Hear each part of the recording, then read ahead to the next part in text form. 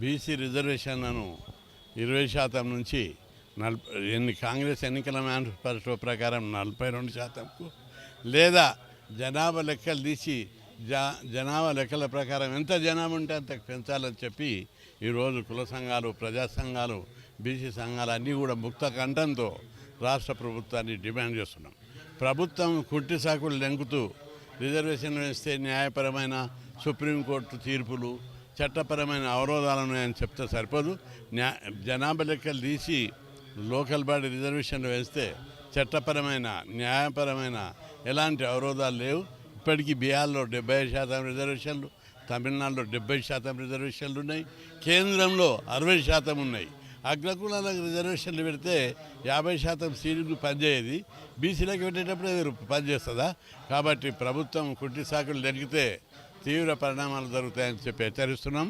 మీరే ముఖ్యమంత్రులు, మీరే ప్రధానమంత్రులు, మీరే ఎంపీలు, మీరే కేంద్ర మంత్రులు, మా బీసీలు సర్పంచులు, ఎంపీటీసీలు అయితే కూడా చిన్న పదవులేవి. కాబట్టి మాకు పునాది అయినటువంటి బీసీ రిజర్వేషన్లను వెంటనే పెంచాలని చెప్పి డిమాండ్ చేస్తాం. బత్తిని కీర్తిలత గౌడ్, నేను బీఆర్ఎస్ రాష్ట్ర నాయకురాలిని, తెలంగాణ గౌడ సంఘం రాష్ట్ర ఉపాధ్యక్షురాలిని, సినీ నటి, సినీ ప్రొడ్యూసర్ అండ్ మాంగళ్యం ఫౌండేషన్ అండ్ ఫౌండర్ అండ్ చైర్పర్సన్ని. మొన్న అసెంబ్లీ ఎలక్షన్స్ ముందు కాంగ్రెస్ ప్రభుత్వం తను బీసీల ఓట్లను దండుకోవడానికి ఏదైతే బీసీ కులగణన చేస్తాము, బీసీ రిజర్వేషన్ని ఇస్తాము అని చెప్పి ఏదైతే చేశారో 6 నెలల్లోపు మనకి రిజర్వేషన్ కన్ఫర్మ్ చేస్తా అని చెప్పారు. కానీ అది ఏది జరగలేదు. ఏదో నామమాత్రంగా తూతూ మంత్రంగా అసెంబ్లీలో బిల్లు ప్రవేశపెట్టారు. కానీ దాంట్లో ఎన్ని ఇష్యూస్ ఉంటాయి ఏంటి అనేది కూడా ఇంకా ఎవరికి క్లారిటీ లేదు. ఇలాంటి బిల్లులు చాలా వస్తూనే ఉంటాయి, పోతూనే ఉంటాయి. కానీ 6 నెలల లోపు ఏదైతే బీసీ కులగణనని చేపట్టి ఇప్పుడైతే స్థానిక ఎలక్షన్స్లో మన రిజర్వేషన్లని ఎలాగైతే అమలు చేస్తానని మాట ఇచ్చారో అలా అమలు చేయాలని నేను డిమాండ్ చేస్తున్నాను, రిక్వెస్ట్ చేస్తున్నాను. సీఎం రేవంత్ రెడ్డి గారు, మీరు ఏదైతే మాట ఇచ్చారో కామారెడ్డిలో ఏదైతే మీరు మాట ఇచ్చారో ఆ మాట నిలబెట్టుకోండి. మీరు ఇంకా చాలా ఏదైతే మీరు పథకాలని ప్రవేశపెట్టారో ఏ పథకం కూడా సరిగ్గా అమలు కావట్లేదు. ఖచ్చితంగా మీరు పెట్టిన పథకాలని కూడా అమలు చేయాల్సిందిగా నేను ఒక మహిళగా నేను డిమాండ్ చేస్తున్నాను. మీరు 2000 పెన్షన్ని 4000 చేస్తా అన్నారు, ఇంకా చేయలేదు. ప్రతి మహిళకి 2500 మహాలక్ష్మి పథకం ద్వారా ఇస్తానన్నారు, ఇవ్వలేదు. ప్రతి ఒక్క అమ్మాయికి స్కూటీ ఇస్తానన్నారు, ఇవ్వలేదు. అసలు ఏ పథకాన్ని మీరు సరిగ్గా ఇది చేయట్లేదు. తెలంగాణలో ప్రజలు ఎవ్వరూ కూడా మీ పాలనని హర్షించట్లేదు. ఏదైతే మీరు మాటలు ఇచ్చారో అవి నిలబెట్టుకోండి, మా పాలన కరెక్ట్ అని నిరూపించుకోండి. ఈ బీసీ కులగణన చేపట్టి స్థానిక ఎన్నికల్లో మరి మొన్న జూన్లోనే ఎలక్షన్స్ని తెస్తాము అని చెప్పడం జరిగింది. మొన్నటికి మొన్న మీరు బీసీ కులగణన చేపట్టకుండా స్థానిక సంస్థల ఎలక్షన్స్ ఎలా చేపడతారు అని నేను క్వశ్చన్ చేస్తున్నాను. ఖచ్చితంగా మీరు బీసీ కులగణన చేపట్టాలి. స్థానిక సంస్థల్లో ఆ రిజర్వేషన్ల ప్రకారంగానే ఎలక్షన్స్ జరగాలని నేను డిమాండ్ చేస్తాను.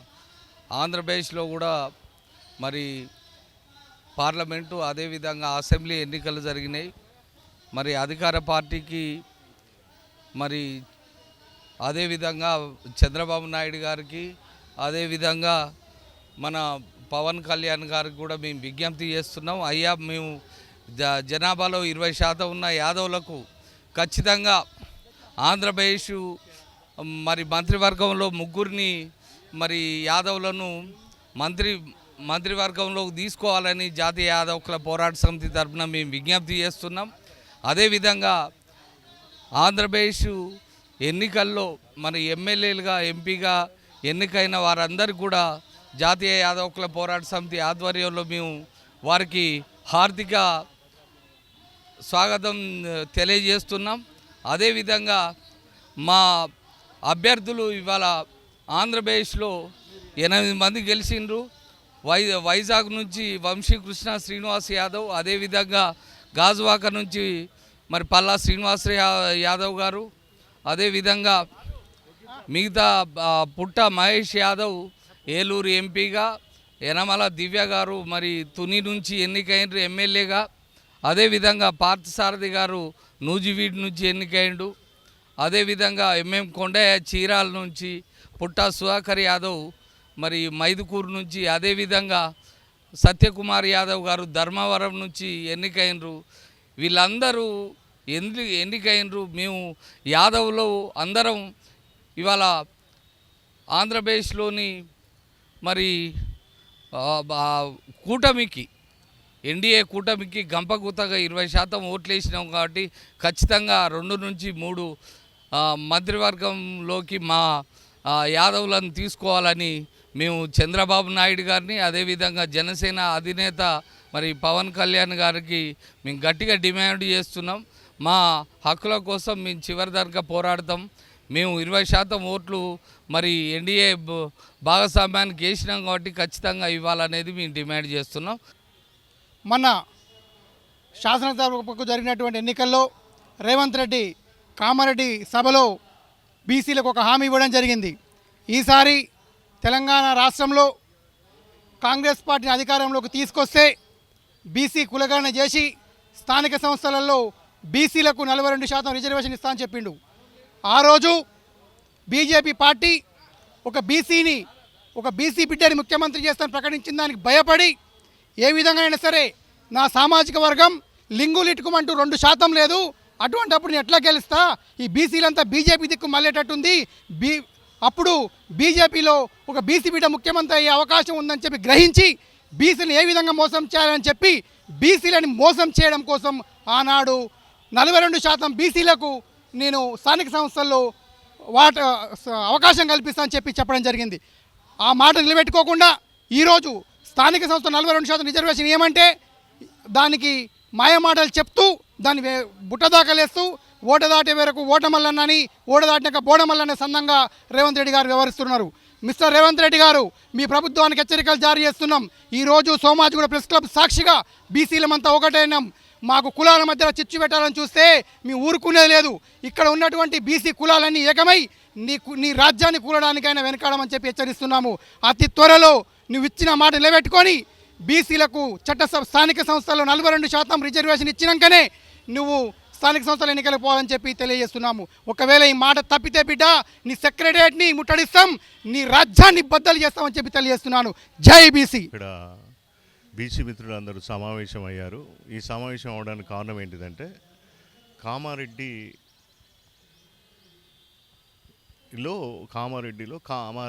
బీసీ డిక్లరేషన్ రేవంత్ రెడ్డి గారు ప్రకటించారు. ఏమని ప్రకటించారు అంటే 42% లోకల్ బాడీ ఎలక్షన్లో రిజర్వేషన్ ఉంటుందని చెప్పారు. ఈ రిజర్వేషన్ 42% ఎట్టి పరిస్థితుల్లో బీసీలకు ఇచ్చి తీరాలి. ఎందుకంటే ఎందుకు ఇవ్వాలి అని అనుకుంటే తప్పకుండా ఇక్కడ మనం ఆలోచించాల్సిన అవసరం ఉంది. సమాజం, గవర్నమెంట్ కూడా ఆలోచించాలి.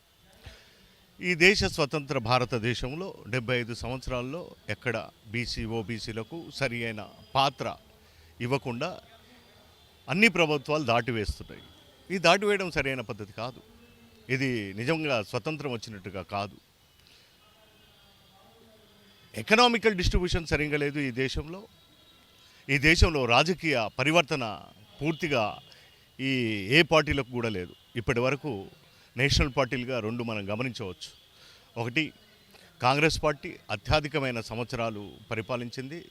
ఆ తర్వాత బీజేపీ పార్టీ పరిపాలించింది. ఎక్కడ కూడా ఈ దేశంలో నిన్నటి వరకు మళ్ళీ ప్రధానమంత్రి కాబోతున్నారు మళ్ళీ మోడీ గారు. ఇది 3వసారి తాను బీసీ ప్రధానమంత్రి అని చెప్పాడు. కానీ ఎక్కడ కూడా ఈ దేశంలో బీసీలకు న్యాయమైన పాత్ర వేయలేదు. ఒక సామాజికమైన అంశం మీద ఎక్కడ ప్రయాణం చేయలేదు. అలాగే చాలా రాష్ట్రాలు కూడా అలాగే వాళ్ళ పొలిటికల్ బిహేవియర్ని చూపించారు తప్ప ఒక అభివృద్ధి అనే ఒక equal political emerging of the సిస్టంలోకి ఏ పార్టీ కూడా ఈ ప్రజల్ని కన్వర్ట్ చేయలేదు. పర్టికులర్గా బీసీలని ఎక్కడ కూడా పొలిటికల్ ఎమర్జింగ్ చేయలేదు. ఇది అన్ని రాష్ట్రాలు ఆలోచించాలి. ఈ రాష్ట్రం కామారెడ్డి డిక్లరేషన్ చెప్పాడు కాబట్టి రేవంత్ రెడ్డి గారు తప్పకుండా దీని మీద మీ అభిప్రాయాన్ని ఎక్కడ కూడా సడలించొద్దు. అప్పుడు బీసీలు తిరుగుబాటు చేయడానికి అవకాశం ఉంది. బీసీలు నిజంగా న్యాయబద్ధమైన సహాయం చేశారు మొన్నటి ఎలక్షన్లో. నేను వివిధ జనతా పార్టీ వివిధ రంగాల్లో పనిచేశాను, సోషలిస్టు గ్రూప్లో ఉన్న వ్యక్తిని. కానీ ఒక బీసీగా నేను మాట్లాడక తప్పలేని పరిస్థితి వచ్చింది. ఈ పరిస్థితులన్నింటినీ గమనిస్తుంటే ఈరోజు రాష్ట్రం అంతా కూడా కాంగ్రెస్ పార్టీకి బీఆర్ఎస్ పార్టీని న్యాయం చేయలేదు కాబట్టి ప్రజాస్వాతంత్రం అంటే తెలంగాణ ప్రజాస్వాతంత్రం ఇవ్వలేదు. ఇది గమనించుకోవాల్సిన అవసరం. అందుకని ఈరోజు చాలామంది అందరూ కూడా ఇంకా మనకి వేరే ఏ స్థానం లేదు కాబట్టి కాంగ్రెస్ని గెలిపిద్దామని చాలామంది బీసీలు పనిచేశారు. అది ముఖ్యమంత్రి గారు గుర్తించుకోవాలా. మీరు కొందరినే గుర్తించుకుంటున్నారు, అది కూడా కాదు. బీసీ ఎజెండాలో చాలామంది తెలంగాణ కోసం పనిచేశారు. ఈ కాంగ్రెస్ పార్టీ మొన్న ఎలక్షన్స్లో బీఆర్ఎస్ని ఓడించి కాంగ్రెస్ పార్టీ రావడానికి బీసీల పాత్ర ఎంతైనా ఉందని మీరు మర్చిపోవద్దు. అది దయచేసి ముఖ్యమంత్రి గారు అర్థం చేసుకోండి. మీరు ఇక్కడ ఈ తెలంగాణ రాష్ట్రం ఏదైతే ఉందంటే 56, 69, 2009, 2014కి మనకు ప్రత్యేక తెలంగాణ వచ్చింది. ప్రత్యేక తెలంగాణ వచ్చిన 10 సంవత్సరాల రాజకీయం, 10 సంవత్సరాల బీఆర్ఎస్ పార్టీ ఏ రకమైన న్యాయం చేయలేకపోయింది. Equal distribution of the economics, పల్లెటూర్లలో బీసీలని ఎలా ఆర్థిక స్వలాభం వాళ్ళకి పెంచాలనే ఆలోచన లేని నిర్ణయాలు, అది మంచిది కాదు. రాష్ట్రానికి, దేశానికి మంచిది కాదు. రాష్ట్రాలతో పాటు దేశాన్ని కూడా హెచ్చరిస్తూ చెప్పవలసిన పరిస్థితి ఉంది. మీరు బీసీలకు రాజకీయంలోనూ వివిధ రంగాల్లో వాటాలు పంచాలి. కాంట్రాక్ట్లో, వివిధ రంగాల్లో, ఎడ్యుకేషన్లో మీరన్నీ పంచాలా. అందరూ ఇక్కడ బాగా చదువుకునే ఒక సమృద్ధిమైన ఆలోచనని రేఖిపింత చేసి ప్రభుత్వం నడిపించాలని కోరుకుంటున్నాను. మీరు కట్టుబడి ఉంటారని, కామారెడ్డిలో మీరు ఇచ్చిన కామారెడ్డి డిక్లరేషన్ బీసీకి 42% లోకల్ బాడీ ఎలక్షన్స్కి వాటా ఇస్తామని చెప్పారు. అది మీరు తప్పకుండా నెరవేర్చాలని మేము డిమాండ్ చేస్తూ మా నుండి ఈ ప్రకటనను మీరు గమనించాలని కోరుకుంటున్నారు.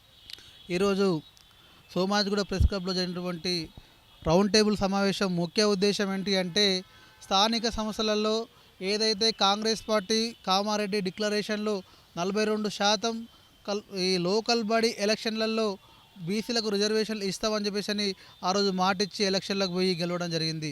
మరి ఎంపీ ఎలక్షన్ ప్రచారంలో భాగంగా ముఖ్యమంత్రి రేవంత్ రెడ్డి గారు ఎంపీ ఎలక్షన్ అయిన ఎమ్మటే మేము లోకల్ బాడీ ఎలక్షన్లు పెడతామని చెప్పేసి మాట అంటున్నాడు. మేము దీన్ని తీవ్రంగా ఖండిస్తూ ఉన్నాం. నువ్వు ఎలక్షన్లో ఏదైతే మీకు బీసీ సమాజానికి మీరు ఆ రోజు హామీ ఇచ్చిర్రో, కులగణన చేపట్టి ఎవరి జనాభా ఎంతో వాళ్ళ వాటా అంతా అనే విధంగా బీసీ సమాజానికి 42% మేము లోకల్ బాడీ ఎలక్షన్లలో రిజర్వేషన్ ఇస్తామని చెప్పడం జరిగింది. మరి మీ మాట నిలబెట్టుకోవాలి. మీరు మాట నిలబెట్టుకున్నట్లయితే తప్పకుండా రేపు జరిగే స్థానిక సంస్థలలో కాంగ్రెస్ పార్టీకి పుట్టగతులు ఉండకుండా బీసీ సమాజం అంతా పోరాటం చేస్తుంది. నేను ఈ మాట ఎందుకు చెప్తా ఉన్నానంటే, ప్రతి ఒక్క పార్టీ ఈ బీసీ సమాజాన్ని వాడుకొని గద్దెనెక్కిన తర్వాత వీళ్ళని మోసం చేస్తూ ఉంది. ఇక నుంచి అది జరగనివ్వం.